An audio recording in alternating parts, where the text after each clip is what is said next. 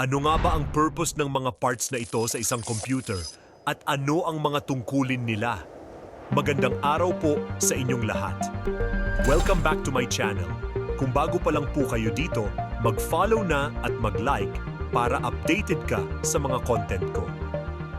Sa araw na ito, ating tatalakayin ang isa sa pinakamahalagang bahagi ng isang computer, ang motherboard. Sa nakaraang video po natin, inexplore natin ang mga pangunahing internal parts ng computer tulad ng hard drive, power supply, at iba pa. Kung hindi nyo pa po napapanood iyon, maaari nyo pong balikan.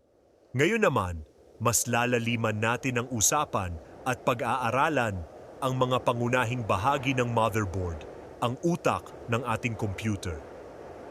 Unahin natin ang USB ports. Sigurado ako na pamilyar kayo rito. Ang USB ports ay ginagamit upang isaksak ang mga devices tulad ng keyboard, mouse o USB stick. Mayroong iba't ibang bersyon nito tulad ng USB 1.0 at USB 3.0.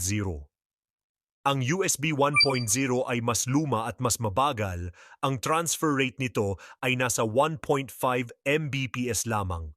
Samantalang ang USB 3.0 ay mas mabilis, kayang mag-transfer ng data hanggang 500 Gbps. Ang karaniwang kulay ng USB 3.0 ay blue para madaling makilala. Sunod dito ay ang LAN port o kilala rin bilang Ethernet port. Dito natin ikinakabit ang Ethernet cable upang magkaroon ng wired internet connection. Narito naman ang VGA port. Ito ang ginagamit upang ikonekta ang inyong computer sa monitor o projector. Ipinapadala nito ang video signals upang makita ang display sa screen. Subalit analog lang ang video signal nito, kaya't mas luma ito kumpara sa HDMI o DisplayPort na mas ginagamit na ngayon. Ang mga ports namang ito ay parte ng audio output setup ng system. Ang red port ay kadalasang ginagamit para sa right audio channel, habang ang green port ay para sa main audio output. Dito ikokonekta ang stereo speakers o headphones. Ang blue port ay pwedeng gamitin para sa line-in audio na magbibigay daan sa pag-connect ng external audio sources, o pwede rin itong bahagi ng surround sound system. Punta naman tayo sa memory. Ang mga ito ay ang RAM slots, kung saan ini-install ang mga RAM sticks. Ang RAM o Random Access Memory ay tumutulong sa inyong computer na mag-store ng temporary data para sa mga application na ginagamit ninyo. Ang mga connectors na ito ay tinatawag na SATA ports. Dito, ikinakabit ang mga storage devices tulad ng hard drives o SSDs.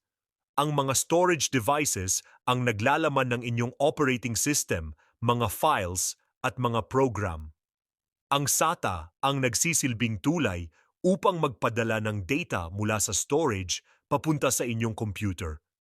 Ito naman ang front panel connector port.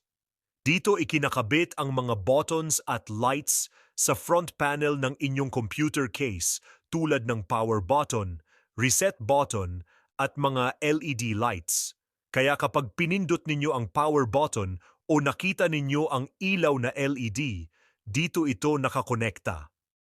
Tumungo naman tayo sa mga chips na ito, ang North Bridge at sa South Bridge. Ang North Bridge ay kumukonekta sa mas mabilis na components tulad ng RAM at graphics card, habang ang South Bridge naman ay tumutulong sa mas mabagal na components tulad ng USB ports at storage devices. Ngunit sa mga modernong motherboard, ang mga tungkulin ng North Bridge at South Bridge ay naka-integrate na sa CPU mismo. Narito naman ang maliit na bilog na ito, ang CMOS battery.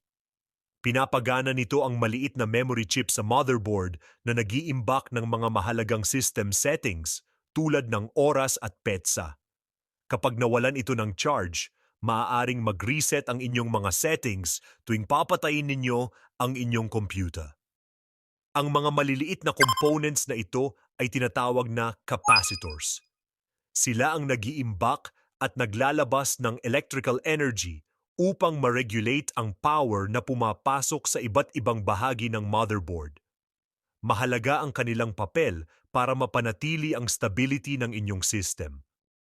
Pag-usapan naman natin ang pag-cool down ng mga components. Ang CPU fan at heatsink ay mahalaga para mapanatili ang tamang temperatura ng CPU, lalo na kapag ito ay nagtatrabaho ng mabigat. Mahalaga ang maayos na airflow sa loob ng inyong computer para manatiling smooth ang pagtakbo ng system ninyo. Ito naman ang CPU o Central Processing Unit, ang tinatawag na brain ng inyong computer. Dito dumadaan ang lahat ng instructions na pinaprocess ng inyong system mula sa pag-run ng mga program hanggang sa mga calculations. Kung wala ang CPU, hindi gagana ang inyong computer dahil ito ang command center ng lahat ng ginagawa ng inyong system. At narito ang CPU socket, ang lugar kung saan ini-install ang CPU sa motherboard. Nakadesign ito upang securely ma-hold ang CPU at masigurong nakakonekta ito ng maayos para sa data transfer at power supply. At iyan po ang mga pangunahing components ng motherboard. Ang mahalagang hardware na ito ang nag-uugnay at nagpapagana sa lahat ng bahagi ng inyong computer upang magtulungan silang lahat ng maayos. Kung nagustuhan po ninyo ang breakdown na ito o may mga katanungan kayo, maaari kayong mag-iwan ng comment sa ibaba. At huwag pong kalimutang mag-like at subscribe para sa iba pang tech content. Sa susunod na video, mas lalaliman pa po natin ang pagtalakay sa mundo ng technology, kaya't abangan ninyo. Maraming salamat po sa panonood at magkita-kita tayo.